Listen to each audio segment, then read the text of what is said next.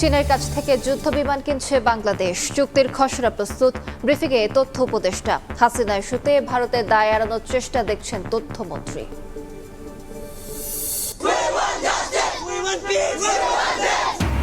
মিয়ানমারের কোটচালে রোহিঙ্গা ঢলের ৯ বছরেও অনিশ্চিত প্রত্যাবাসন। স্বদেশে ফেরার দাবিতে কক্সবাজারে সমাবেশ।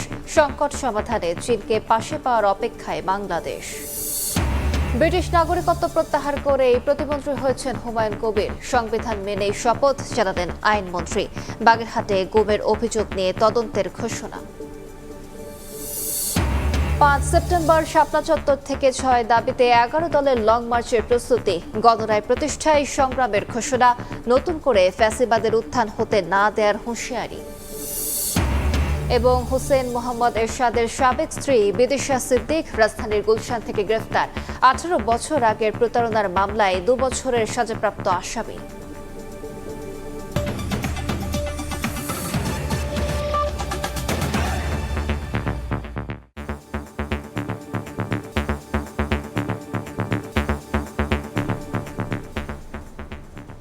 প্রবাসের সময়ের সঙ্গে আছি আমি আলিশা ইসলাম। ঢাকা দিল্লির সম্পর্কে টানাপোড়েনের মধ্যেই চীনের কাছ থেকে যুদ্ধ বিমান কিনছে বাংলাদেশ। এরই চুক্তির খসড়া প্রস্তুত হয়েছে বলে জানিয়েছেন তথ্য উপদেষ্টা ডাক্তার জাহিদুর রহমান। এদিকে হাসিনা ইস্যুতে ভারত সরকারের আদালতে ভরসার পেছনে রাজনৈতিক দায় এড়ানোর চেষ্টা দেখছেন তথ্যমন্ত্রী আন্দালিব রহমান পার্থ। স্পর্শকাতর সময় পার করছে উল্লেখ করে সবার সহযোগিতা চান তিনি। সবশেষ ভারত পাকিস্তান যুদ্ধে আলোচনায় আসে দুই দেশের যুদ্ধবিমান। পাকিস্তানের ভেতরে ঢুকে নির্দিষ্ট লক্ষ্যে হামলা চালাতে ফ্রান্সের তৈরি রাফাল ব্যবহার করে ভারত। আর পাকিস্তান মোক্ষম জবাব দেয় চীনের তৈরি জে-10 ফাইটার জেটে। বিদ্যুৎ জ্বালানি মন্ত্রণালয় যেখানে বিদ্যুৎ রাফালকে ভূপাতিত করা জে-10 কিনতে যাচ্ছে বাংলাদেশ। প্রতিরক্ষা সক্ষমতা বাড়াতে কেনা হচ্ছে অ্যাটাক হেলিকপ্টারও। মঙ্গলবার সচিবালয়ে সাপ্তাহিক ব্রিফিংয়ে তথ্য ও সম্প্রচার উপদেষ্টা জানান এরই মধ্যে প্রস্তুত হয়েছে খসড়া চুক্তি। ভারত পাকিস্তানে যখন যুদ্ধ হচ্ছে ভারতের ডেসল রাফাল ডাউন হয়েছিল এবং সেটা করেছিল চাইনিজ জে-10। রাফালকে বলা হয় 4.5 জেনারেশনের সবচেয়ে আধুনিক ফাইটারগুলোর একটা, তার সাথে কমব্যাট সিচুয়েশনে খুবই ভালো করেছে। তো বাংলাদেশ সেদিকে মনোযোগ দিয়েছে। জে-10 এবং অ্যাটাক হেলিকপ্টার একটি কমিটি কর্তৃক নেগোসিয়েশন মিটিং এর খসড়া চুক্তিপত্র হয়েছে। আমরা জে-10 ফাইটার বাংলাদেশ কিনতে পারি। প্রশ্নের জবাবে তথ্য ও সম্প্রচার মন্ত্রী বলেন রাজনৈতিক দায়ভার এড়াতেই দণ্ডপ্রাপ্ত শেখ হাসিনার বিষয়ে আদালতে নিয়ে যাচ্ছে ভারত সরকার, যা তার জন্য সুখকর নয়। গিয়েছিলেন একভাবে, ওই সরকার হয়তো পলিটিক্যালি এখন ওই দায়ভার নিতে চাচ্ছেন না বলে এটা জুডিশিয়ারির উপরে দিয়ে দিচ্ছেন। তো আমার মনে হয় যে ওনার জন্য ওই সংবাদটা খুব একটা সুখকর হবেন না। শুধুমাত্র উনি কেন, প্রত্যেককেই আমরা ফেরত চাই, যাদের নামে মামলা। স্বৈরাচারের পক্ষে সম্মতি উৎপাদন, রাষ্ট্রদ্রোহিতার পর্যায়ে গেলে ব্যবস্থা নেয়ার হুঁশিয়ারি দিয়ে মন্ত্রীর আশা স্পর্শকাতর বিষয়ে সরকারের পাশে থাকবে জনগণ। যে আমরা কাউকে নিয়ন্ত্রণ করব না, আমরা কারো মুখ বন্ধ করে দেব না, এবং আমি বিশ্বাস করি আপনারা গণতন্ত্রের আরেকটা স্তম্ভ, আপনারা আছেন তাই আমরা এখানে আছি। যদি কেউ ফ্যাসিজমকে সাপোর্ট করে, প্রমোট করে, সেই জিনিসটাকে তো আসলে আমরা সামাজিকভাবে ধিক্কার জানানো ছাড়া কিছু করতে পারি। আসলেই যে তারা রাষ্ট্রবিরোধী কোনো কাজ যখন করছে তখন ইনশাআল্লাহ law will take its own course. এর আগে সরকারের ১৮০ দিনের কর্মপরিকল্পনা বাস্তবায়ন বিষয়ক আইহাবা প্ল্যান গণতান্ত্রিক অভিযাত্রার ৬ মাস গ্রন্থের মোড়ক উন্মোচন করেন তথ্যমন্ত্রী। প্রসূন আশিস, সময় সংবাদ, ঢাকা। ব্রিটিশ নাগরিকত্ব প্রত্যাহার করেছেন পররাষ্ট্র প্রতিমন্ত্রী হুমায়ুন কবির। সংবিধান মেনে শপথ নিয়েছেন।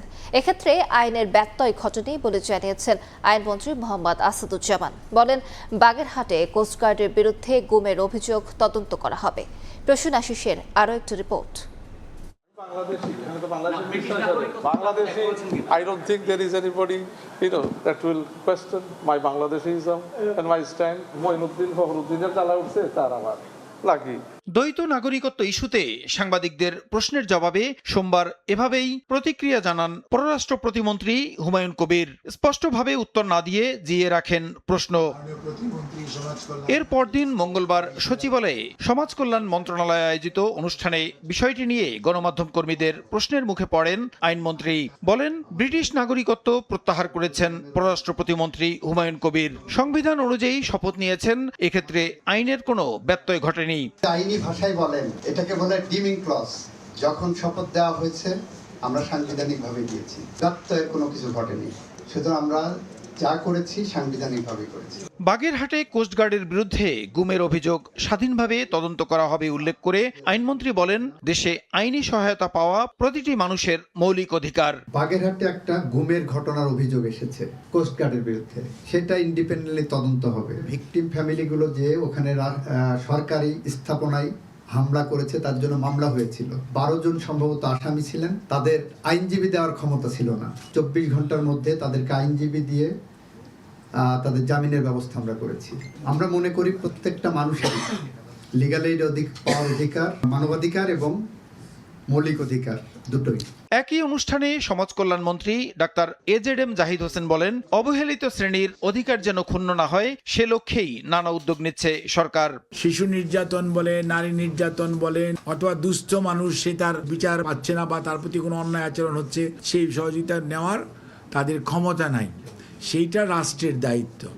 সেই দায়বদ্ধতা থেকেই আজকে আমাদের এই সমঝোতা স্মারক স্বাক্ষর করা। অনুষ্ঠানে সুবিধা বঞ্চিত নারী, শিশু ও ঝুঁকিপূর্ণ জনগোষ্ঠীর সামাজিক সুরক্ষা ও ন্যায় বিচার নিশ্চিত করার লক্ষ্যে এক ত্রিপক্ষীয় সমঝোতা স্মারক সই হয়। প্রসূন আশিস, সময় সংবাদ, ঢাকা। সরকারের 180 দিনের মাথায় মন্ত্রিসভায় রদবদলকে ইতিবাচক হিসেবে দেখছেন রাজনৈতিক বিশ্লেষকেরা। তবে মন্ত্রিসভার আকার আর বড় না করার আহ্বান জানিয়েছেন তারা। সেই সঙ্গে কাজের স্বচ্ছতা নিশ্চিতে মন্ত্রণালয়ের কর্মকর্তাদের কার্যক্রমের স্বচ্ছতা নিশ্চিত করতে হবে। এদিকে মন্ত্রণালয়ের কার্যক্রমের মূল্যায়নের ওপর সামনেও মন্ত্রিসভায় রদবদলের ইঙ্গিত দিচ্ছেন নীতি নির্ধারকেরা। নূরে আলমের প্রতিবেদন। প্রধানমন্ত্রী তারেক রহমানের নেতৃত্বে বিএনপি সরকার দায়িত্ব নেয়ার 6 মাসের মাথায় মন্ত্রিসভায় রদবদল করা হয়েছে। গত 21 আগস্ট নতুন 4 জন মন্ত্রী ও 2 জন প্রতিমন্ত্রী শপথ গ্রহণ করেন। এর মধ্যে তথ্য সম্প্রচার মন্ত্রণালয়ে মন্ত্রী পরিবর্তন করা হয়েছে। আর বিএনপির সাবেক মহাসচিব এবং স্থানীয় সরকার মন্ত্রী মির্জা ফখরুল ইসলাম আলমগীর রাষ্ট্রপতি হওয়ায় এই মন্ত্রণালয়ের দায়িত্ব পেয়েছেন বিএনপির স্থায়ী কমিটির সদস্য ডক্টর আব্দুল মঈন খান। সরকারের পক্ষ থেকে বলা হচ্ছে, মন্ত্রিসভায় সংযোজন বিয়োজন ধারাবাহিক কাজ। এটা রুটিন ওয়ার্ক, প্রায় এটা হয়ে থাকে। রদবদল হয়, পারফরমেন্স দেখে উনি অনেক সময় রিসাপল করেন, মন্ত্রিসভা পুনর্গঠনও করতে পারেন, সেটা এখতিয়ার প্রধান।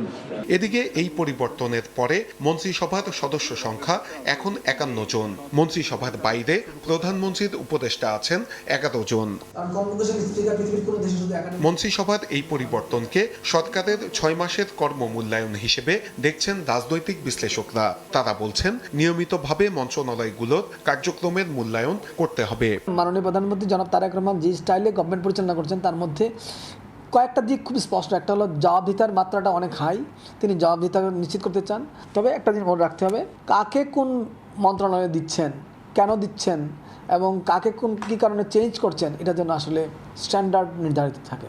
সেই সঙ্গে মন্ত্রিসভার আকার নিয়েও সরকারকে ভাবতে হবে।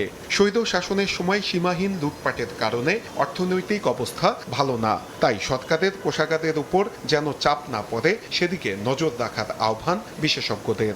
যতদূর সম্ভব এটাকে সংখ্যাটা একটা সীমার মধ্যে রেখে মন্ত্রিপরিষদকে রাখাটাই উত্তম। এই মুহূর্তে আর কি কীভাবে তাদের পারফরমেন্সকে বাড়ানো যায় সেদিকে নজর দেওয়া যায়। এদিকে আরও কয়েকটি মন্ত্রণালয়ে কর্মকাণ্ডের মূল্যায়নের উপর মন্ত্রিসভায় রদবদল হওয়ার সম্ভাবনার কথা বলছেন নীতি নির্ধারকরা।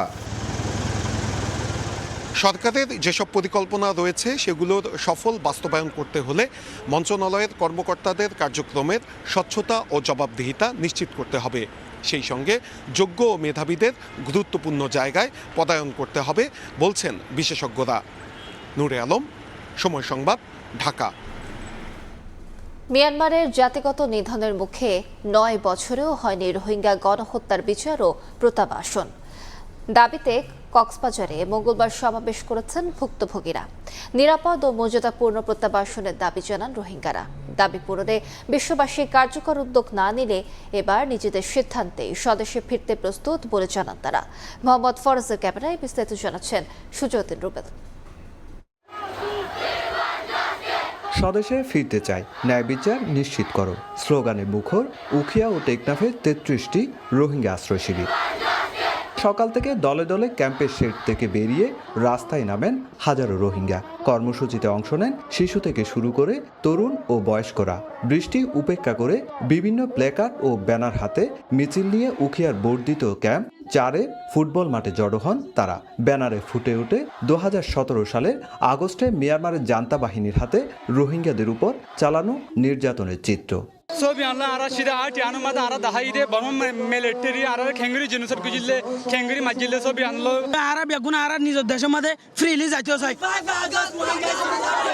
টেকনাফের অধিকাংশ রোহিঙ্গা ক্যাম্পেও নানা কর্মসূচির মধ্য দিয়ে দিবসটি পালন করা হয়। আলাদা সমাবেশে রোহিঙ্গা নেতারা তুলে ধরেন একাধিক দাবি।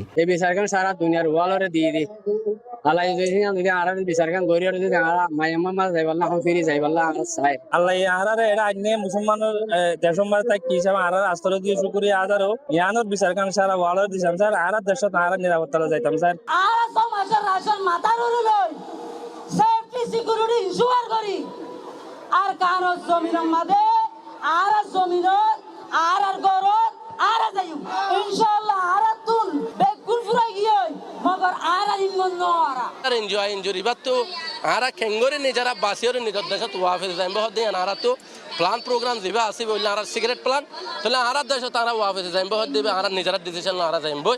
বর্তমানে কক্সবাজারের 33টি ক্যাম্পে 12 লাখের বেশি রোহিঙ্গার বসবাস করছে। রোহিঙ্গা সংকটে 9 বছর পেরিয়েছে, কিন্তু মিয়ানমারের ছলছাতুরিতে একজন রোহিঙ্গাকেও স্বদেশে ফিরিয়ে না সম্ভব হয়নি।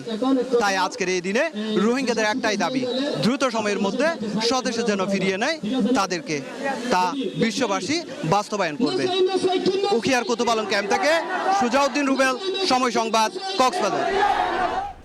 প্রায় 1 দশক হতে চললেও রোহিঙ্গা প্রত্যাবাসনে অগ্রগতি না থাকায় উদ্বেগ জানিয়েছেন বাংলাদেশে নিযুক্ত ইইউ রাষ্ট্রদূত মাইকেল মিলার। তিনি বলেন, রোহিঙ্গাদের স্বেচ্ছা ও মর্যাদাপূর্ণ প্রত্যাবাসন নিশ্চিত করতে চায় ইউরোপীয় ইউনিয়ন। এদিকে রোহিঙ্গাদের সহায়তায় 100 কোটি টাকা সহায়তার প্রতিশ্রুতি দিয়েছে ডেনমার্ক। নিরাপত্তা, মানবাধিকার আর প্রত্যাবাসনের অনিশ্চয়তা, দীর্ঘ 9 বছর ধরে এমন বাস্তবতায় বাংলাদেশে আশ্রিত রোহিঙ্গারা। মিয়ানমারে সহায়ক পরিবেশ তৈরি না হওয়ায় বারবার হোঁচট খেয়েছে বাস্তুচ্যুত এসব মানুষকে ফেরত পাঠানোর প্রক্রিয়া। ঢাকা বিশ্ববিদ্যালয়ের centre for governance studies CGS এর আয়োজনে মিট দ্য অ্যাম্বাসেডর শীর্ষক অনুষ্ঠান। প্রধান অতিথি ছিলেন ইউরোপীয় ইউনিয়নের রাষ্ট্রদূত মাইকেল মিলার। গুরুত্ব পায় দীর্ঘদিনের এই মানবিক সংকট ও উত্তরণের প্রয়োজনীয়তা। প্রায় 1 দশক হতে চললেও রোহিঙ্গা প্রত্যাবাসনে দৃশ্যমান অগ্রগতি না হওয়ায় উদ্বেগ জানান মাইকেল মিলার।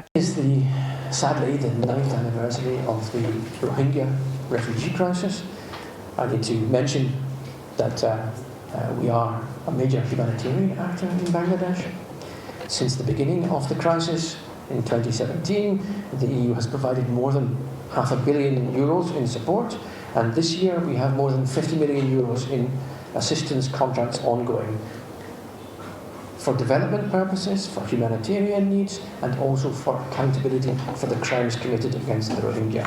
ইউরোপে অবৈধ অভিবাসন ঠেকাতে বাংলাদেশ সরকারকেও সজাগ থাকার আহ্বান জানান ইইউ রাষ্ট্রদূত। I want to underline that we are helping not only the refugees, we are also helping the host communities in crisis Bazaar. How important is it for us to do no harm? What we do in that region has to be for the benefit of the local population bearing the burden as well as the refugees.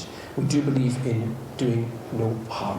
এদিকে সচিবালয়ে LGRD মন্ত্রী এবং প্রতিমন্ত্রীর সঙ্গে বৈঠক করেছেন বাংলাদেশে নিযুক্ত ডেনমার্কের রাষ্ট্রদূত ক্রিশ্চিয়ান ব্রিক্স মোলার। রোহিঙ্গা জনগোষ্ঠীর সহায়তায় বাংলাদেশকে 100 কোটি টাকা সহায়তার প্রতিশ্রুতি দেন তিনি। পরে সাংবাদিকদের এই তথ্য জানান প্রতিমন্ত্রী মীর শাহে আলম। রোহিঙ্গা ক্যাম্পে তারা প্রায় 100 কোটি টাকার মতো আপনার সাহায্য করছে। ওখানে ওয়াটার ট্রিটমেন্ট, ওয়াটার সাপ্লাই এবং বিভিন্ন বিষয় নিয়ে। এছাড়া রাজধানীতে সুপেয় পানি সরবরাহ নিশ্চিতে সায়েদাবাদ পানি শোধনাগার প্রকল্পে 4,500 কোটি টাকা ঋণ ও অনুদান দেওয়ার কথা জানিয়েছেন ডেনমার্কের রাষ্ট্রদূত। উম্মে হানি, সময় সংবাদ, ঢাকা। রোহিঙ্গা সংকট সমাধানে মিয়ানমারের সঙ্গে যোগাযোগ অব্যাহত রেখেছে বাংলাদেশ। সংকট সমাধানে চীনের প্রেসিডেন্ট সহযোগিতার প্রতিশ্রুতি দিয়েছেন বলে জানিয়েছেন পররাষ্ট্র প্রতিমন্ত্রী শামা ওবায়দ ইসলাম। বলেন, মিয়ানমারের সঙ্গে দর কষাকষিতে ঢাকার মর্যাদা আগের চেয়ে বেশি। আওয়ামী লীগ সরকারের সময় বিরোধী মত দমনের অভিযোগের পর এবার বিএনপি সরকারের আমলেও মানবাধিকার নিয়ে প্রশ্ন তুলেছে হিউম্যান রাইটস ওয়াচ। গত 23 আগস্ট এক বিবৃতিতে আওয়ামী লীগ সংশ্লিষ্ট রাজনৈতিক নেতাকর্মীদের দীর্ঘদিন বিনা বিচারে আটক রাখার অভিযোগ তুলে দ্রুত ব্যবস্থা নেওয়ার আহ্বান জানায় সংস্থাটি। মঙ্গলবার পররাষ্ট্র মন্ত্রণালয়ে এ নিয়ে গণমাধ্যম কর্মীদের প্রশ্নের জবাবে পররাষ্ট্র প্রতিমন্ত্রী শামা ওবায়দ ইসলাম বলেন, দলমত নির্বিশেষে সবার মানবাধিকার রক্ষা করাই সরকারের উদ্দেশ্য। বিরোধী দল হোক, আওয়ামী লীগ হোক, যেই দলই হোক, অন্যায়ভাবে প্রতিহিংসা, রাজনৈতিক প্রতিহিংসার কারণে কেউ যেন অন্যায়ভাবে জেলে না থাকে, আটক না থাকে, সেইটা অবশ্যই বর্তমান সরকার নিশ্চিত করবে। রোহিঙ্গা সংকট সমাধানে মিয়ানমারের সঙ্গে যোগাযোগ অব্যাহত রাখার কথা জানিয়ে প্রতিমন্ত্রী বলেন, চীনের প্রেসিডেন্ট রোহিঙ্গা সংকট সমাধানে সহযোগিতার প্রতিশ্রুতি দিয়েছেন। মিয়ানমার বর্তমান সরকারের সাথে অফিসিয়ালি আনঅফিসিয়ালি আমাদের যোগাযোগ ডায়ালগ কিন্তু চলছে। এটা খুবই সংবেদনশীল একটা ব্যাপার এবং এই সমস্যাটা আমাদের পলিটিক্যালি সমাধান করার প্রয়োজন। জাতিসংঘ সহ অন্যান্য যারা স্টেক হোল্ডার আছে তাদেরকে আরও বেশি আমরা যদি যুক্ত করতে পারি এবং এখন আমাদের একটা অ্যাডেড বেনিফিট বা একটা শক্তি হয়েছে যে এখন ইউএনজি প্রেসিডেন্ট আমাদের মাননীয় পররাষ্ট্রমন্ত্রী। ঢাকার মতে এবার পরিস্থিতি আগের চেয়ে ভিন্ন। জনগণের ভোটে নির্বাচিত সরকারের সঙ্গে মিয়ানমারের দর কষাকষিতে বাংলাদেশের মর্যাদা আগের চেয়ে বেশি বলেও জানান শামা ওবায়দ। জনগণের ভোটে নির্বাচিত একটি সরকার। শাতিলা শারমিন, সময় সংবাদ, ঢাকা। সশস্ত্র বাহিনীকে চতুর্মাত্রিক বাহিনী হিসেবে গড়ে তুলতে সরকার কাজ করছে বলে জানিয়েছেন রাষ্ট্রপতি মির্জা ফখরুল ইসলাম আলমগীর। তিনি বলেন, দায়িত্ব পালনকালে সশস্ত্র বাহিনীর সদস্যদের পেশাগত দক্ষতা বৃদ্ধির পাশাপাশি 3 বাহিনীর সার্বিক উন্নয়নে সর্বোচ্চ সহযোগিতা অব্যাহত থাকবে। মঙ্গলবার দুপুরে বঙ্গভবনে সেনাপ্রধান জেনারেল ওয়াকারুজ্জামান, নৌবাহিনী প্রধান অ্যাডমিরাল খন্দকার মিসবাউল আজিম এবং বিমান বাহিনী প্রধান air chief marshal Hasan Mahmud খানের সঙ্গে সাক্ষাতে এই কথা বলেন রাষ্ট্রপতি। সাক্ষাৎকালে বাহিনী প্রধানগণ স্ব বাহিনীর বিভিন্ন কার্যক্রম সম্পর্কে রাষ্ট্রপতিকে অবহিত করেন এবং দায়িত্ব পালনে সশস্ত্র বাহিনীর সর্বাধিনায়ক হিসেবে রাষ্ট্রপতির দিক নির্দেশনা ও সহযোগিতা কামনা করেন।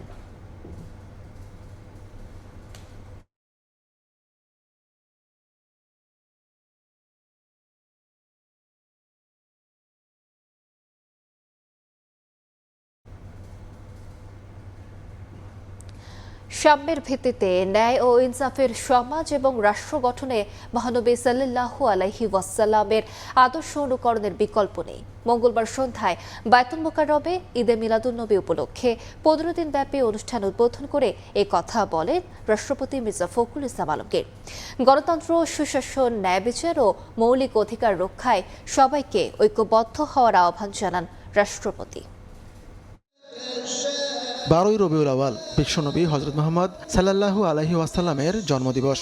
570 খ্রিস্টাব্দের এই দিনটি স্মরণে গোটা বিশ্বের মুসলিমরা পালন করেন ঈদে মিলাদুন্নবী।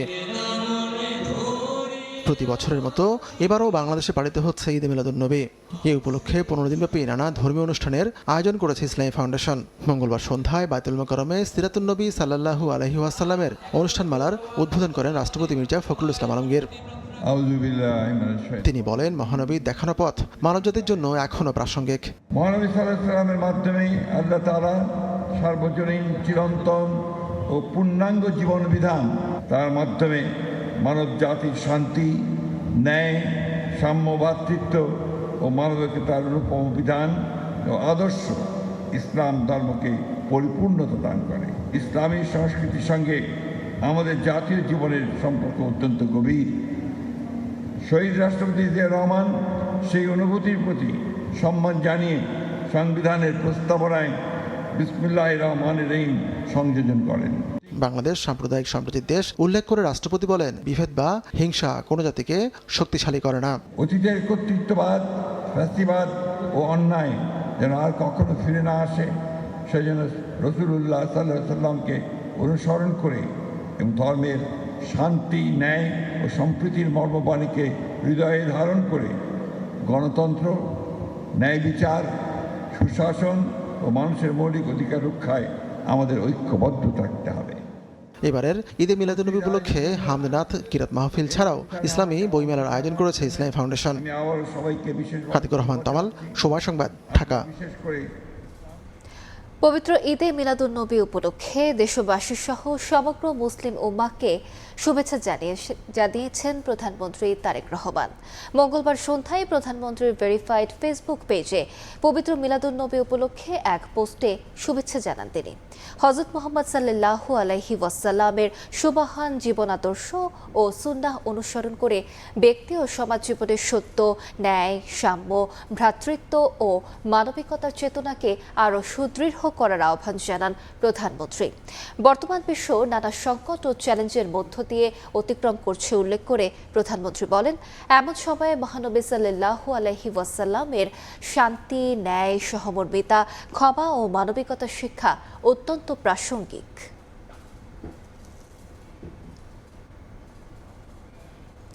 প্রবাসের সময় আরও থাকছে। রংপুরে একই পরিবারের 4 জনকে হত্যায় ময়নাতদন্তের প্রতিবেদন প্রস্তুত। ধর্ষণের আলামত মেলেনি জানালেন চিকিৎসক। তদন্তভার থানা পুলিশ থেকে ডিবিতে। বছর ধরে কোটি মানুষের আস্থায় পাইপের বস আরএফএল পাইপ। গণভোটের রায় প্রতিষ্ঠায় সংগ্রাম চালিয়ে যাওয়ার ঘোষণা দিয়েছে 11 দলীয় ঐক্য। 5 সেপ্টেম্বর শাপলা চত্বর থেকে চট্টগ্রাম অভিমুখে লং মার্চের প্রস্তুতি সভা শেষে নেতারা বলেন, জনস্বার্থ রক্ষায় প্রয়োজনে জোরদার করা হবে গণ আন্দোলন। বিএনপি পুরানো রাজনৈতিক সংস্কৃতি বহাল রেখেছে অভিযোগ করে জামায়াত আমির বলেন, দেশে আর কোনো ফ্যাসিবাদ জন্ম নিতে দেয়া হবে না। মঙ্গলবার সন্ধ্যায় প্রথমবারের মতো জাতীয় নাগরিক পার্টির কেন্দ্রীয় কার্যালয়ে জামায়াতে ইসলামের আমির ডাক্তার শফিকুর রহমান। এ সময় তাকে শাপলাকলির রেপ্লিকা, পাঞ্জাবি সহ নানা উপহার দিয়ে বরণ করেন এনসিপির আহ্বায়ক ও বিরোধী দলীয় চিফ হুইপ নাহিদ ইসলাম। সৌজন্য সাক্ষাৎ শেষে জামায়াত আমির বলেন, যে বৈষম্যের বিরুদ্ধে দেশে আন্দোলন গড়ে উঠেছিল সেই বৈষম্যই আরো পাকাপোক্ত করছে বর্তমান সরকার। আর কোনো ফ্যাসিবাদ জন্ম নিতে দেওয়া হবে না বলেও হুঁশিয়ারি দেন বিরোধী দলীয় নেতা। যে বৈষম্যের বিরুদ্ধে আমাদের যুব সমাজ এবং তাদের ডাকে সাড়া দিয়ে গোটা দেশবাসী একটা দানবীয় সরকারের বিরুদ্ধে ঝাঁপিয়ে পড়ল, সেই বৈষম্যটা আরো পাকাপোক্ত হচ্ছে বলে এখন আমাদের কাছে মনে হয়।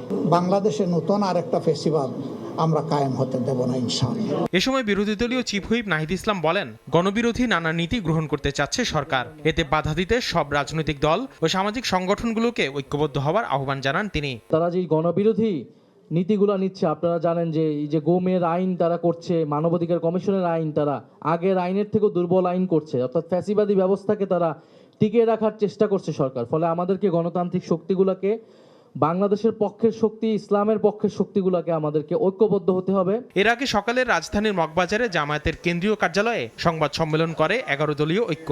জামায়াতের সেক্রেটারি জেনারেল মিয়া গোলাম পরোয়ার বলেন, গণভোটের রায় বাস্তবায়ন সহ 6 দফা দাবিতে 5 সেপ্টেম্বর শাপলা চত্বর থেকে চট্টগ্রাম অভিমুখে লং মার্চ শুরু হবে। নিয়মতান্ত্রিক গঠনমূলক কর্মসূচি দিয়ে আমরা যে 70% জনগণ হ্যাঁ বলেছে, আমরা সেই জনগণের সাথে রাজপথেও আমরা থাকতে চাই। এই পূরণের দাবিতে আশা করি অন্যান্য রাজনৈতিক দল, 11 দলের বাইরে যারা আছেন তাদেরকেও আমরা আন্তরিকভাবে সহযোগিতা কামনা করি। গণভোটের রায় বাস্তবায়ন না হলে আন্দোলন জোরদারের হুঁশিয়ারিও দেন জামায়াতের এই নেতা। আমাদের রোড মার্চকে শান্তিপূর্ণ এবং সাফল্যমণ্ডিত করব। আসিফ মোহাম্মদ সিয়াম, সময় সংবাদ, ঢাকা। মনোনয়ন পেলে বিজয় নিশ্চিত, এই বন্দোবস্ত আর নয় বলে হুঁশিয়ারি দিয়েছেন নির্বাচন কমিশনার আবুল ফজল মোহাম্মদ সানাউল্লাহ। এফইডি নির্বাচন পর্যবেক্ষণ প্রতিবেদন প্রকাশ অনুষ্ঠানে তিনি বলেন, স্থানীয় সরকার ভোট হবে স্বচ্ছ ও গ্রহণযোগ্য। সংস্থাটি জানিয়েছে, শান্তিপূর্ণ সুশৃঙ্খল পরিবেশে হয়েছে ত্রয়োদশ জাতীয় সংসদ নির্বাচন ও গণভোট। ত্রয়োদশ জাতীয় সংসদ নির্বাচন ও গণভোটের চূড়ান্ত পর্যবেক্ষণ প্রতিবেদন প্রকাশ ও অংশীজনদের সঙ্গে সংলাপের আয়োজন করে alliance for free election and democracy AFED। মঙ্গলবার ইউরোপীয় ইউনিয়নের সহযোগিতায় অনুষ্ঠানে বিশেষজ্ঞ, পর্যবেক্ষক ও দাতা সংস্থা এবং নাগরিক সমাজের প্রতিনিধিরা উপস্থিত ছিলেন। নির্বাচন পর্যবেক্ষণ প্রতিবেদনে AFED জানায়, সংসদ নির্বাচন ও গণভোট শান্তিপূর্ণ সুশৃঙ্খল ছিল, তবে ভোট গণনায় স্বচ্ছতা ও নতুন পদ্ধতি বাস্তবায়নের তাগিদ দেয় সংস্থাটি। ভোট গণনা ফলাফল একত্র করা এবং প্রকাশের ক্ষেত্রে স্বচ্ছতা বাড়াইতে হবে। আপনাদের মূল্যবান মতামত সুপারিশ আমাদের ভবিষ্যৎ নির্বাচন পর্যবেক্ষণকে আরও কার্যকর ও মানসম্মত করতে গুরুত্বপূর্ণ ভূমিকা রাখবে। এ সময় নির্বাচন সময়কার অভিজ্ঞতা তুলে ধরেন বিভিন্ন দলের সংসদ সদস্যরা। এজেন্ট দেওয়ার ক্ষেত্রে কোনো জায়গায় পোলিং অফিসার, প্রিজাইডিং অফিসাররা খুবই রহস্যজনক ভূমিকা পালন করেছেন। নারীদের অংশগ্রহণ আমরা ভোট দেওয়ার ক্ষেত্রে যেভাবে দেখেছি, আমার কাছে মনে হয় এটা আশাব্যঞ্জক। আমাদের যে পরিমাণ সিট পাওয়ার কথা ছিল, সে কাঙ্ক্ষিত সিট কিন্তু আমরা পাইনি পক্ষপাতিতার কারণে। ত্রয়োদশ জাতীয় নির্বাচন অনন্য হয়েছে উল্লেখ করে নির্বাচন কমিশনার আবুল ফজল মোহাম্মদ সানাউল্লাহ বলেন, স্থানীয় সরকারের জনপ্রতিনিধিরাও জনগণের ভোটে নির্বাচিত হবেন। দেশে যে সংস্কৃতি চালু হয়েছিল, নমিনেশন পেলেই I am elected, no this is not going to happen. Election will be transparent, free and fair. এটা আমরা নিশ্চিত করবো ইনশাআল্লাহ। সো জনগণের ভোট পেয়েই নির্বাচিত হতে হবে, ভোট পেয়েই প্রার্থীদেরকে নির্বাচিত হবে, এটা যেন বদ্ধমূল হয়ে যায় সবার মাঝে। নির্বাচনের সহিংসতা এড়াতে রাজনীতিবিদদের ভূমিকা গুরুত্বপূর্ণ বলে মন্তব্য করেন ইসি। কাউসার চৌধুরী কুমু, সময় সংবাদ, ঢাকা। দেখছেন প্রবাসের সময়, সঙ্গেই থাকুন।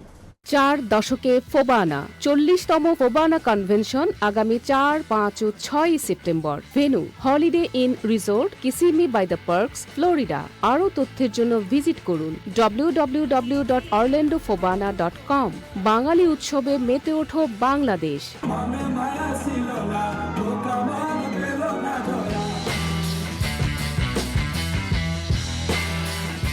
Title sponsor Nepa Wholesale. Grant sponsor the Wimberley Collection and Payless Wholesale NGM. দেখছেন প্রবাসের সময়।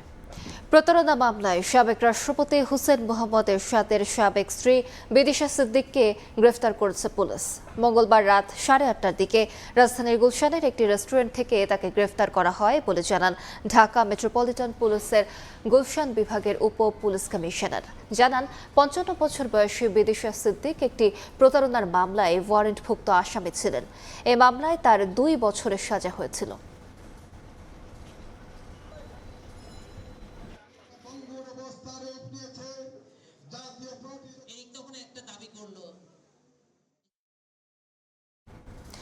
মাদক সেবীদের কোনো কাণ্ডজ্ঞান থাকে না, রংপুরের ঘটনা তার উদাহরণ বলে মন্তব্য করেছেন বিএনপির ভারপ্রাপ্ত মহাসচিব রুহুল কবির রিজভী। জাতীয় শিল্পকলা একাডেমিতে নজরুল বর্ষ উপলক্ষে আয়োজিত অনুষ্ঠানে কথা বলেন তিনি। জাতীয় কবির গান মানুষকে পরিশুদ্ধ করে, তার লেখনী পড়লে অপরাধ থেকে দূরে থাকা যায় বলে মন্তব্য করে তিনি বলেন, শিশুদের মূল্যায়ন না করলে একজন রাজনীতিবিদ কখনোই রাষ্ট্রনায়ক হয়ে উঠতে পারেন না।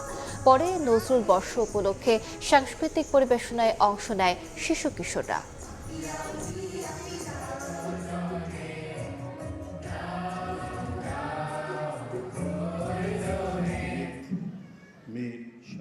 একজন স্কুল শিক্ষক, সরকারি স্কুলের শিক্ষক রংপুরে তার পরিবারের 4 জন সদস্যকে এক মাদকসেবী হত্যা করল। কি নির্মমতা, কি বেদনাদায়ক পরিস্থিতি। আজও ফ্যাসিবাদের জন্ম হয়, ফ্যাসিবাদ নিষ্ঠুরতা করে, নিজ দেশেরই তারা ফ্যাসিবাদী শাসক, নিজ দেশের লোকদেরকে গুম করে, হত্যা করে, রক্ত ঝরায়। সেই কারণেই তো নজরুল অত্যন্ত প্রাসঙ্গিক। রংপুরে একই পরিবারের 4 সদস্য হত্যার ঘটনায় ময়নাতদন্তের প্রতিবেদন প্রস্তুত হয়েছে বলে জানিয়েছেন চিকিৎসক। রংপুর মেডিকেল কলেজের ফরেনসিক মেডিসিন বিভাগের সহযোগী অধ্যাপক ডাক্তার বাবলু কিশোর বিশ্বাস বলেন, ময়নাতদন্তে ধর্ষণের আলামত পাওয়া যায়নি। এদিকে মঙ্গলবার বিকেলে হত্যাকাণ্ডের সাক্ষী সীমান্ত দাস আদালতে 164 ধারায় জবানবন্দি দিয়েছেন। হত্যা মামলাটি অধিকতর তদন্তের জন্য গোয়েন্দা পুলিশের কাছে হস্তান্তর করা হয়েছে। গত শনিবার রাতে নগরের মাছুয়াপাড়ায় নিজ বাড়ি থেকে রংপুর জেলা স্কুলের অবসরপ্রাপ্ত শিক্ষক গণপতি চক্রবর্তী, তার স্ত্রী, মেয়ে ও ছেলের মরদেহ উদ্ধার করে পুলিশ। এই ঘটনায় গ্রেফতার সিদ্ধার্থ দাস ও মুগ্ধ দাস আদালতে 164 ধারায় স্বীকারোক্তিমূলক জবানবন্দি দিয়েছে। যে ক্ষতগুলি দেখতে পেয়েছি আর কি, যে গলাতে আমরা সবগুলিতেই দাগ পেয়েছি, কোনোটার বুকে আঘাত আছে, মাথায় আঘাত আছে, তবে সেগুলি মৃত্যুর জন্য যথেষ্ট না। আমরা সেজন্য আমাদের এটা হচ্ছে গলার ফাইন্ডিংসটাই আমরা বেশি পেয়েছি এবং আমরা মনে করছি যে শ্বাসরুদ্ধ করেই হত্যা করা হয়েছে। কক্সবাজারের টেকনাফে ক্রসফায়ারে কাউন্সিলর একরামুল হক হত্যা মামলায় ব্রিগেডিয়ার জেনারেল মিফতাউদ্দিন আহমেদ এবং সাবেক এমপি বদিকে গ্রেফতার দেখিয়ে কারাগারে পাঠিয়েছেন আন্তর্জাতিক অপরাধ ট্রাইব্যুনাল। একই সঙ্গে মামলায় শেখ হাসিনা সহ 7 জনকে আত্মসমর্পণে পত্রিকায় বিজ্ঞপ্তি দেওয়ার নির্দেশ দিয়েছেন আদালত।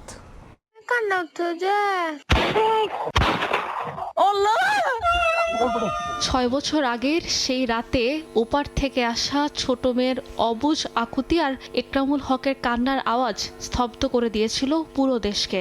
র্যাবের কথিত বন্দুক যুদ্ধের অন্তরালে রচিত হয়েছিল এক নির্মম মৃত্যুর মহড়া। তার সাক্ষী হয়ে আছে একটি কল রেকর্ড।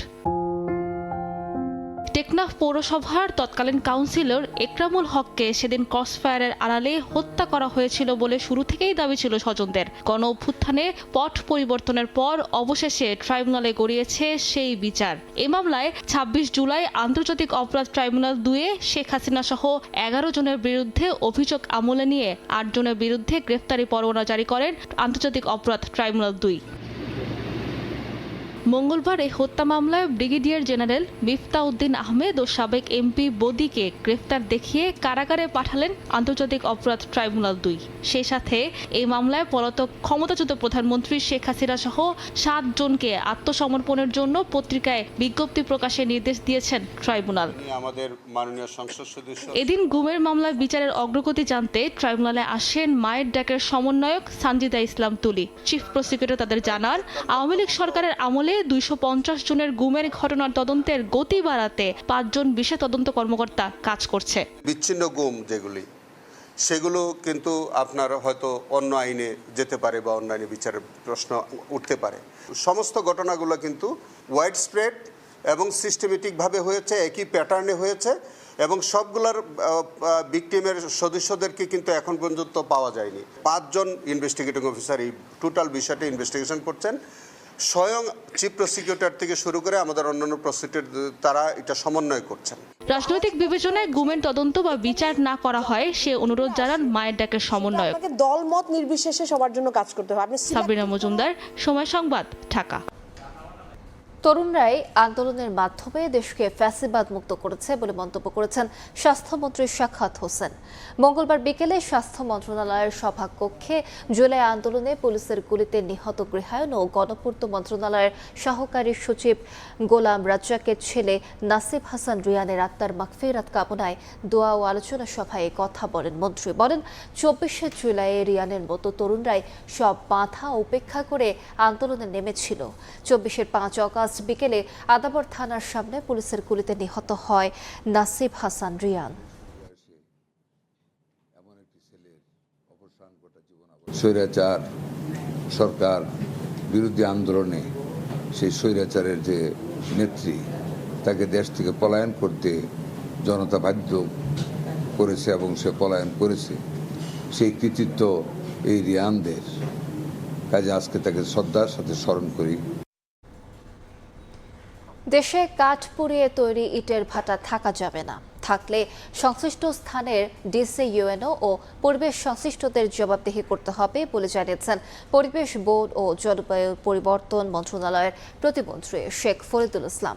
এ বিষয়ে মন্ত্রণালয় থেকে পরিবেশ অধিদপ্তরে চিঠি দেওয়া হয়েছে বলেও জানান তিনি। মঙ্গলবার বিকেলে বাংলাদেশ প্রকৌশল বিশ্ববিদ্যালয়ে জনগণের নেতৃত্বে নিম্ন কার্বন উন্নয়ন নিয়ে বিশ্ববিদ্যালয় সংলাপ অনুষ্ঠানে তিনি কথা বলেন কাঠ পোড়ানো ইট ভাটা পাওয়া গেলে কোনো ছাড় নেই। এ কাজের মাধ্যমে 200 থেকে 300 ইট ভাটা কমানো গেলে পরিবেশ দূষণ অনেকটাই কমে আসবে বলে আশা প্রকাশ করেন তিনি।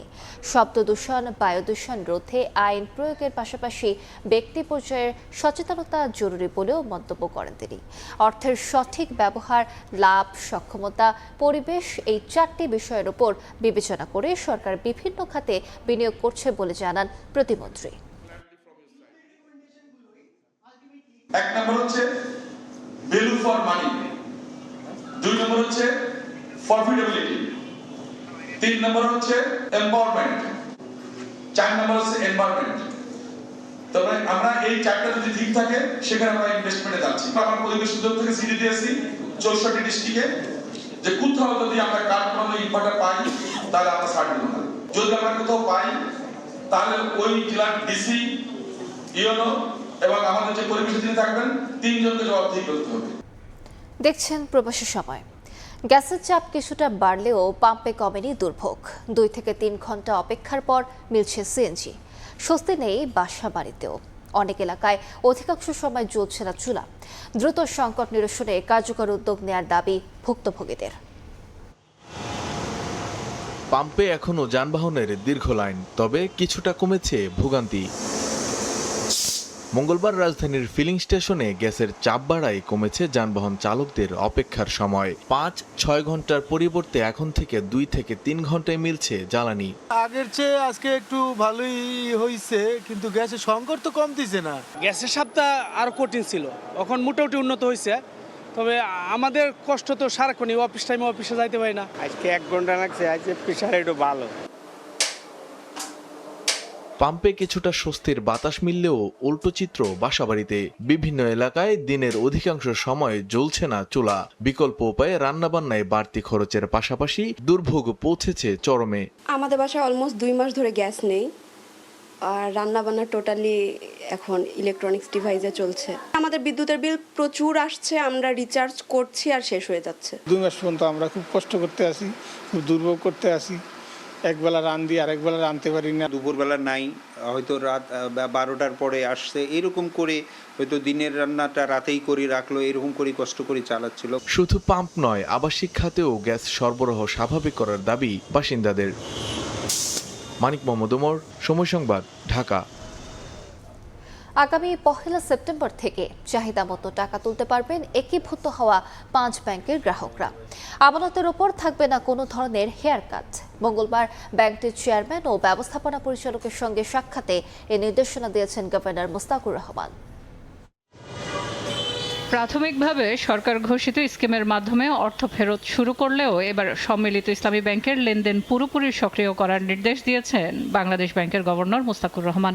মঙ্গলবার ব্যাংকটির চেয়ারম্যান কাজী শাহরুল হাসান ও ব্যবস্থাপনা পরিচালক আবিদুর রহমান শিকদারের সাথে সাক্ষাতে এ নির্দেশ দেন গভর্নর। একই সাথে 1 সেপ্টেম্বর থেকে ব্যক্তি আমানতকারীরা যেন স্কিমের নির্দেশনার বাইরে নিজেদের চলতি ও সঞ্চয়ী আমানতের মূল অর্থ প্রয়োজন অনুযায়ী উত্তোলনের সুযোগ পান, সে বিষয়ে ব্যাংকে প্রয়োজনীয় ব্যবস্থা নিতে বলেন গভর্নর। এটা অবশ্যই স্বস্তির ব্যাপার, কারণ তো স্কিম অনুযায়ী তো ওনারা যেটা পেতেন তার চেয়ে অতিরিক্ত হিসেবে পাওয়ার সুযোগ আছে। এখন হচ্ছে আমানতকারীরা যদি চান ওনারা ওনাদের মূল প্রিন্সিপালটাই ওনারা তুলে নিতে পারবেন। সাক্ষাতে আমানতকারীদের মুনাফার উপর কোনো ধরনের হেয়ার কাট থাকবে না বলেও আশ্বস্ত করা হয়। ব্যাংকিং লেনদেন স্বাভাবিকের সাথে বৈদেশিক লেনদেন, বাণিজ্যিক লেনদেনও স্বাভাবিক করার নির্দেশ কেন্দ্রীয় ব্যাংকের। আমরা ক্লিয়ার করতে বলতে চাচ্ছি, অর্থমন্ত্রী যে কথাটা বলেছেন তাই সঠিক, অর্থাৎ হেয়ার কাট বাতিল করা হলো। এই ব্যাপারে প্রয়োজনীয় ব্যবস্থা গ্রহণ করবেন সংশ্লিষ্ট সম্মিলিত ইসলামী ব্যাংকের ম্যানেজমেন্ট। এই নির্দেশনা গভর্নর মহোদয় দিয়ে দিয়েছেন। 5 শরিয়া ভিত্তিক দুর্বল ব্যাংক একীভূত করে সম্মিলিত ইসলামী ব্যাংক দেশের সর্ববৃহৎ ও একমাত্র সরকারি মালিকানাধীন ইসলামী ব্যাংকের যাত্রা শুরু হয় প্রায় 35,000 কোটি টাকা মূলধন নিয়ে। সেলিয়া সুলতানা, সময় সংবাদ, ঢাকা।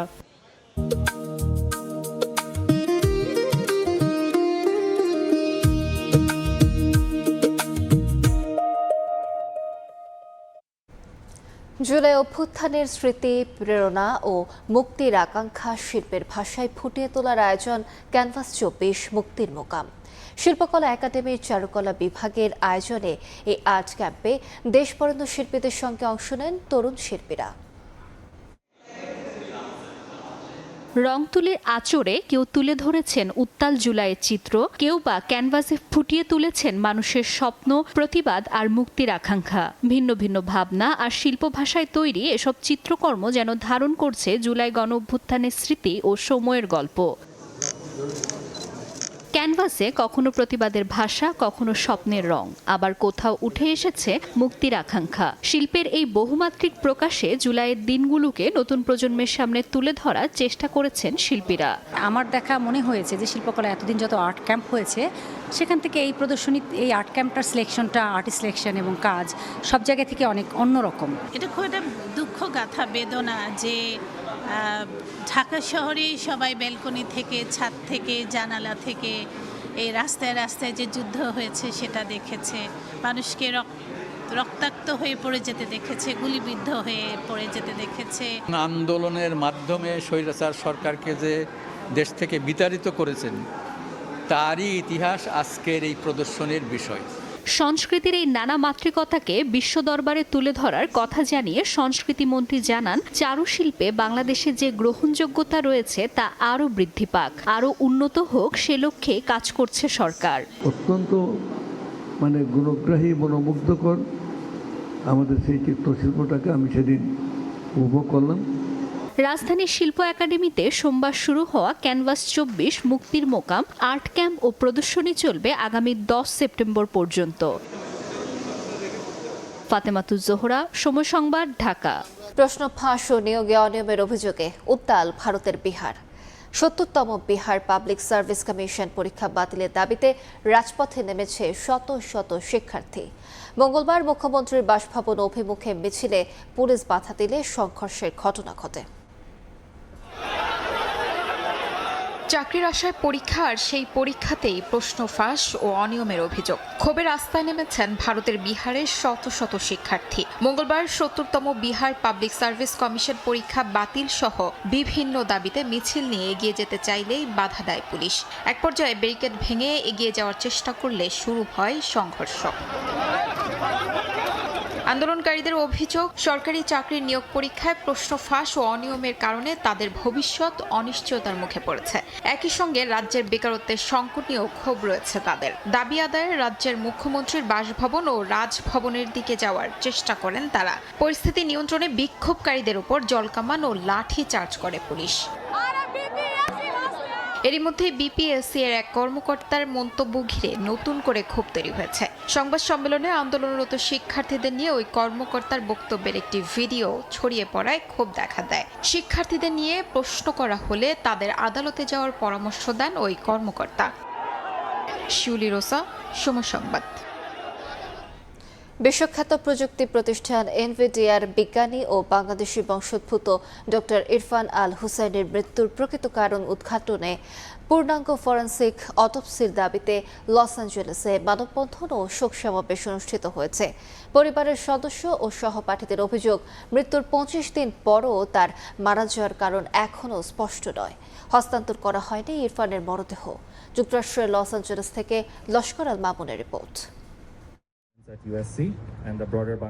যুক্তরাষ্ট্রের বিখ্যাত প্রযুক্তি প্রতিষ্ঠান এনভিডিআর বিজ্ঞানী ডক্টর ইরফান আল হুসাইনি বুয়েটের সাবেক মেধাবী শিক্ষার্থী, বাংলাদেশের গর্ব, বাবা মার আদরের সন্তান এখন যুক্তরাষ্ট্রের হিমঘরে। স্বজন ও সহপাঠীদের দাবি, মৃত্যুর 25 দিন পরও ইরফানের মৃত্যুর প্রকৃত কারণ এখনও পরিষ্কার নয়। স্থানীয় সময় রোববার বিকেলে লস অ্যাঞ্জেলেসের university of southern California USC ক্যাম্পাসে অনুষ্ঠিত হয় ইরফানের স্মরণে শোক সভা। ইউএসসির বাংলাদেশি স্টুডেন্টস অ্যাসোসিয়েশন আয়োজিত এ কর্মসূচিতে নারী, শিশু সহ প্রবাসী বাংলাদেশিরা অংশ নেন। তাদের হাতে ছিল নানা প্ল্যাকার্ড। এ সময় উপস্থিত ছিলেন ইরফানের বাবা মা, ভাই বোন ও স্বজনরা। বিজ্ঞানী ইরফানের স্মৃতিচারণ করতে গিয়ে কান্নায় ভেঙে পড়েন পরিবারের সদস্যরা। এমন একটা ছেলে ইরফান আল হুসাইনি, এত কেয়ারিং, এত সিম্পল, এত লাভেবল একটা ছেলে, তাকে আমরা হারিয়েছি। সত্য ঘটনাটা জানতে চাই এবং তারপরে যা হওয়ার সেটা তো নিয়ম মতো হবেই। ইরফানের মৃত্যুর ঘটনায় নিরপেক্ষ তদন্ত ও পূর্ণাঙ্গ ফরেনসিক ময়না তদন্তের দাবি জানিয়েছেন তার পরিবার, শিক্ষক ও সহপাঠীরা। এনবিডিএতে সিনিয়র সায়েন্টিস্ট হিসেবে কাজ করত। তার বস, কোয়ার্কার্স, কলিগস যারা যে কোনো প্রবলেমের সলিউশন খুঁজে পেত না, Irfan was the solution for that problem. আমেরিকার সব ইউনিভার্সিটির স্টুডেন্টদের বাংলাদেশি কমিউনিটির একই প্রশ্ন, আমরা জানতে চাই কি হয়েছে। সত্য যাতে বের হয়ে আসে, ইউএসএতে ল অনুযায়ী আমরা যাতে জানতে পারি। পরিবার ও সহপাঠীদের তথ্য মতে গেল 22 জুলাই ক্যালিফোর্নিয়ার সান্তা ক্লারা কাউন্টির পাও আল্টোতে নিজ বাসা থেকে ইরফানকে অচেতন অবস্থায় উদ্ধার করা হয়। পরে স্ট্যানফোর্ড মেডিকেল সেন্টারের আইসিইউতে চিকিৎসাধীন অবস্থায় 30 জুলাই তার মৃত্যু হয়। 33 বছর বয়সী ইরফানের মৃত্যুতে শোকের ছায়া নেমে এসেছে পরিবার, স্বজন ও প্রবাসী বাংলাদেশিদের মধ্যে। বাংলাদেশ প্রকৌশল বিশ্ববিদ্যালয়ের ইলেকট্রিক্যাল অ্যান্ড ইলেকট্রনিক ইঞ্জিনিয়ারিং বিভাগের মেধাবী শিক্ষার্থী ছিলেন ইরফান। পরে যুক্তরাষ্ট্রের জর্জিয়া টেক থেকে পিএইচডি ডিগ্রি অর্জন করেন তিনি। মৃত্যুর আগে বিশ্বের অন্যতম শীর্ষ প্রযুক্তি প্রতিষ্ঠান এনবিডিআই সিনিয়র ডেটা সায়েন্টিস্ট হিসেবে কর্মরত ছিলেন ইরফান আল হুসাইনি। ইরফানের শোকসভায় ইরফানের মরদেহ বাংলাদেশে নিয়ে দাফন করার ইচ্ছা প্রকাশ করেছেন তার পরিবারের সদস্যরা। লস্কর আল মামুন, সময় সংবাদ, ইউএসসি, লস অ্যাঞ্জেলেস, যুক্তরাষ্ট্র। মালয়েশিয়ায় ভাব গাম্ভীর্য ও ধর্মীয় ভাবাবেগের মধ্য দিয়ে উদযাপিত হয়েছে পবিত্র ঈদে মিলাদুন্নবী। মঙ্গলবার 12 রবিউল আওয়াল উপলক্ষে দেশটির রাজধানী কুয়ালালামপুরে বিশাল জশ্নে জুলুস ও আনন্দ শোভাযাত্রা বের করেন প্রবাসী বাংলাদেশিরা। গাউসিয়া কমিটি বাংলাদেশ মালয়েশিয়া শাখার উদ্যোগে এই জুলুসের আয়োজন করা হয়। জশ্নে জুলুসটি শহরের গুরুত্বপূর্ণ রাজপথ, মসজিদ ইন্ডিয়া, মসজিদ জামেক এবং দাতারান মার্দেকা অতিক্রম করে মালয়েশিয়ার জাতীয় মসজিদ নেগারায় গিয়ে শেষ হয়। শত শত প্রবাসী বাংলাদেশি এই জুলুসে অংশ নেন।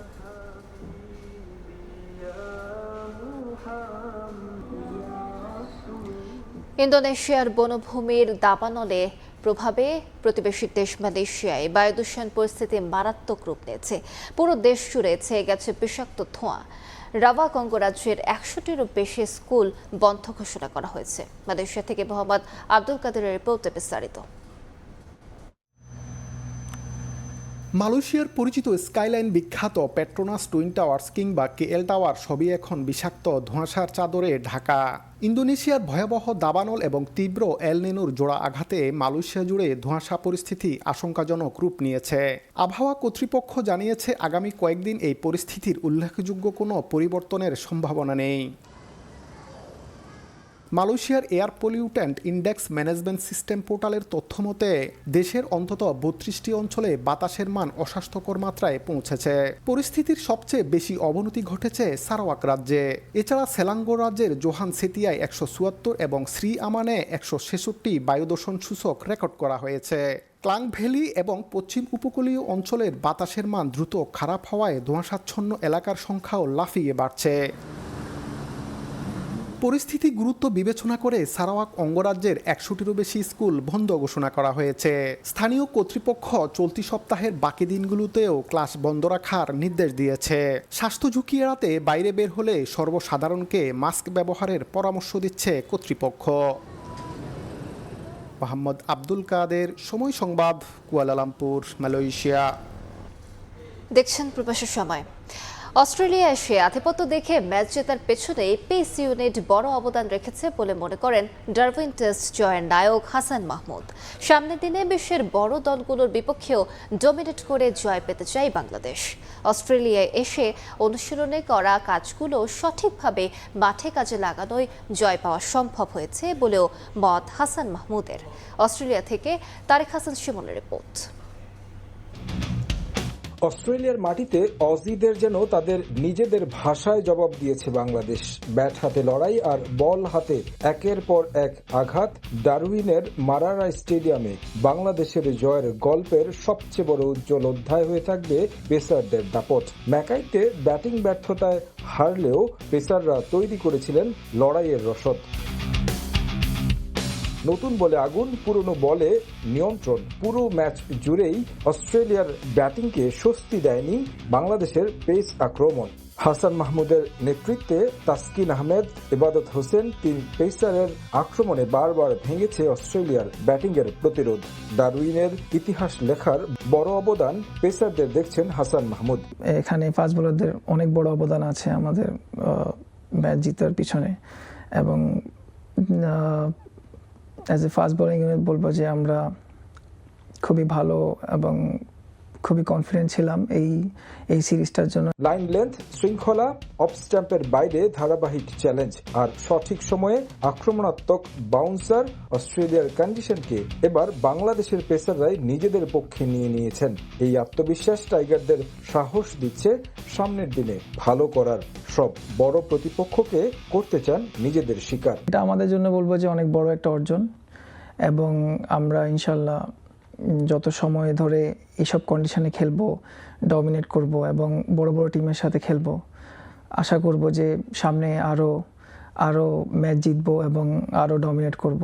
ডারউইনের কন্ডিশনকে কাজে লাগানোর সঙ্গে ছিল পরিকল্পনার নিখুঁত বাস্তবায়ন। অস্ট্রেলিয়ায় আসার পর অনুশীলনে যে কাজগুলো বারবার করা হয়েছে, ম্যাচের গুরুত্বপূর্ণ মুহূর্তে ঠিক সেগুলোই মাঠে প্রয়োগ করেছে বাংলাদেশ। সেটাকে সাফল্যের মূল মন্ত্র মানছেন টাইগার পেসার। নতুন বলে সুইং এবং লাইন এন্ড লেন্থ মেনটেন করে বোলিং করা, এবং সবকিছু মিলিয়ে আমাদের ফাস্ট বোলাররা যেভাবে কাজ করতেছিল লাস্ট কয়েকদিন, সবাই সবার নিজের থেকে বেস্টটা দেওয়ার চেষ্টা করেছে। এই জয় তাই শুধু একটি টেস্টের ফল নয়, বাংলাদেশের পেস বোলিংয়ের বদলে যাওয়ার গল্প। অস্ট্রেলিয়ার মাটিতে এই জয় যেন বলে দিচ্ছে, লড়াইয়ের দিন পেরিয়ে বাংলাদেশ এখন জয়ের গল্প লিখতে জানে। তারেক হাসান শিমুল, সময় সংবাদ, অস্ট্রেলিয়া। দেশের ফুটবলের খবর। ফিফা আসিয়ান কাপের প্রস্তুতি ক্যাম্পের জন্য 28 সদস্যের প্রাথমিক দল ঘোষণা করেছে বাংলাদেশ ফুটবল ফেডারেশন। নতুন কোনো চমকের দিকে না হেঁটে সান মারিনোর বিপক্ষে ক্যাম্পে থাকা ফুটবলারদেরকেই বেছে নিয়েছেন থমাস টুলি। মঙ্গলবার এক সংবাদ বিজ্ঞপ্তিতে 28 জনের নাম জানিয়েছে বাফুফে। আগামী 27 আগস্ট থেকে শুরু হবে আসিয়ান কাপের প্রস্তুতি ক্যাম্প। লিগ শুরু না হওয়ায় খেলার মধ্যে নেই ফুটবলাররা।